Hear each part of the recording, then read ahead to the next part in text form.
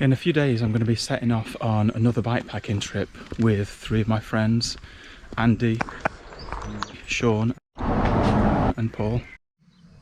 This time we're going to be riding gravel bikes over 4 days, about 50 miles a day, staying 3 nights in campsites, and we'll be carrying tents and all the equipment we need on the bikes. We're going to be doing a 180-mile circular route around the Peak District called the Tour de Peak District, and it's a route I got from a book I bought at Chatsworth a few years ago, and I've been wanting to do it ever since.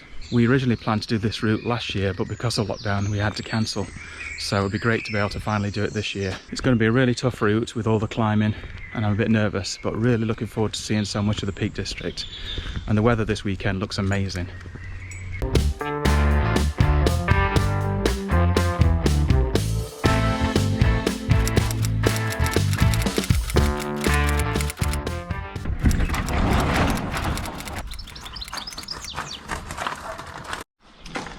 Well, it's time to set off on day 1 of the Tour de Peak District backpacking adventure.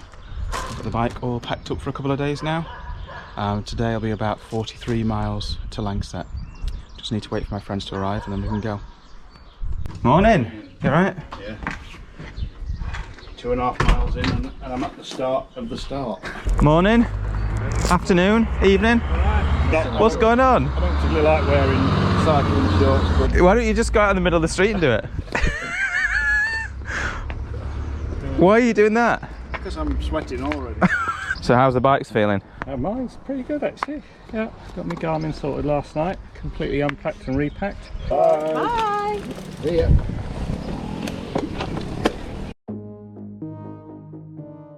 Well, this is the first proper test of the weight and the legs on the hill. So this is where the actual official Peak District starts. It looks like it's going to rain, which is not in the forecast at all. Sean and Paul are racing off ahead thinking they're going to beat the rain. I don't quite know where they think they're going.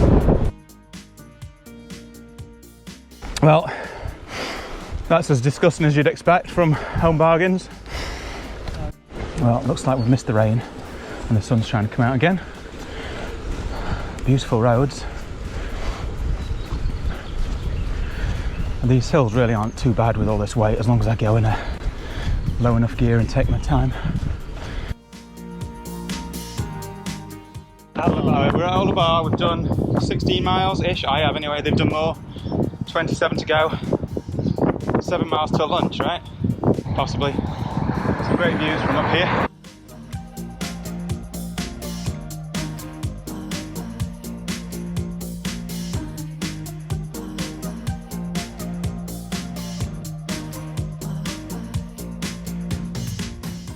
Paul just dropped a flip-flop and Andy said he thought he ran over some rubbish, which it is. Well, I mean, we would normally rattle down this in seconds on a mountain bike. I feel like it's going to break this bike apart. Andy's over there taking pictures of his company's bags for promotional purposes.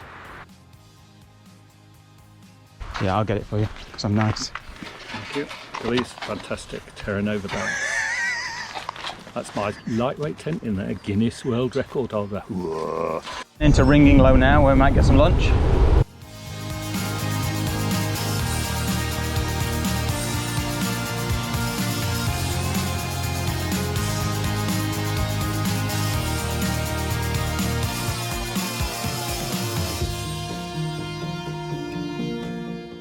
Yeah, I'll have a sausage sandwich, please. And an Americano, please. Hiya, can I have exactly the same, please? Look at this. Andy's eating his pudding before his main. That's the kind of thing we're allowed to do on a boys' weekend. It took absolutely forever to make a sandwich.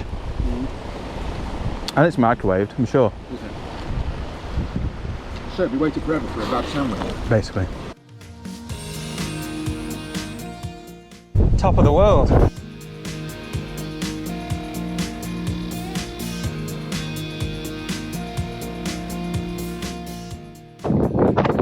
I've just had lunch, it's about halfway now, a bit further.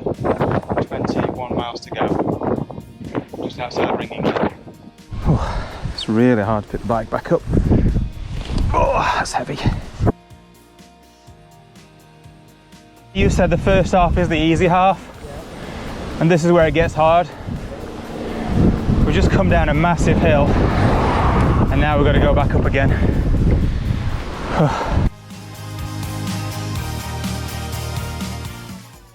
Look at that view over there. Unbelievable.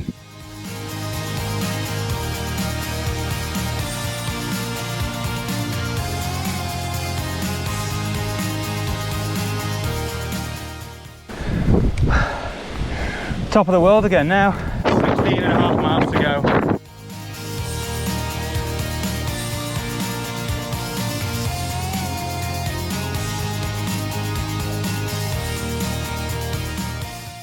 Only mean one thing, another big up.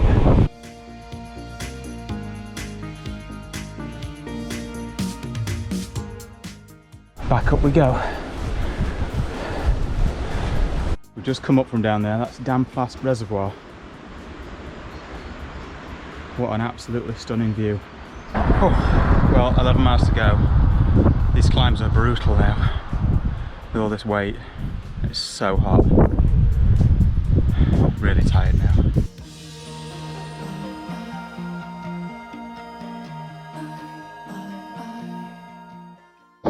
How was that hill then, Gareth? Very hard. I don't think I can do it. I'm going home.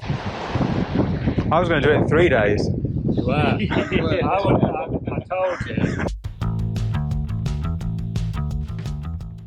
At least this side up, the wind is pulling me down. I'm still really tired. 10 miles to go.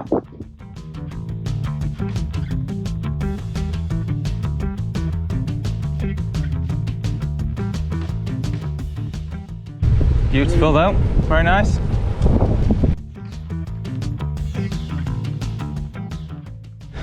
You're right, Paul.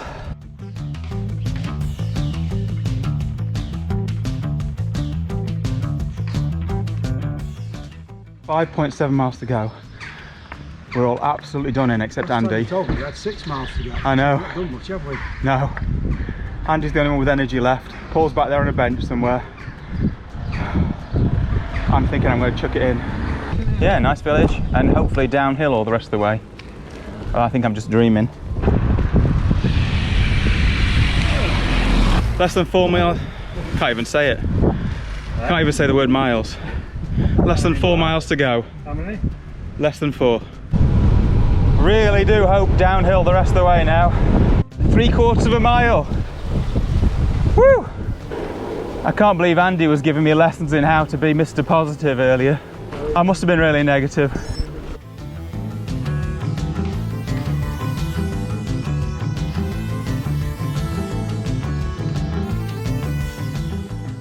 The last hill up to the campsite. Well, there's the campsite. I tell you what, you get a lot for your 20 quid, don't you? Just tell me where you're going and I'll make sure I'm far enough away that I can't hear the snoring.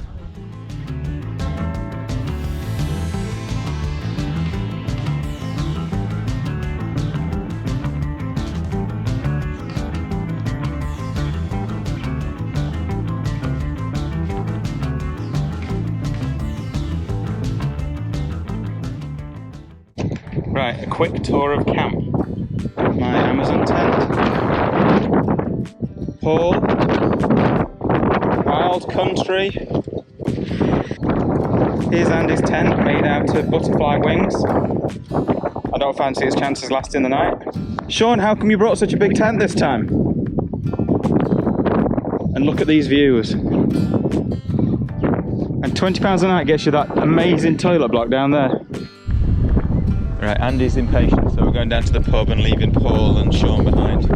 Rolling down to the pub and then either walking or riding back up afterwards, depending on how we feel. Here we are, the wagon and horses at Langsette. Very nice.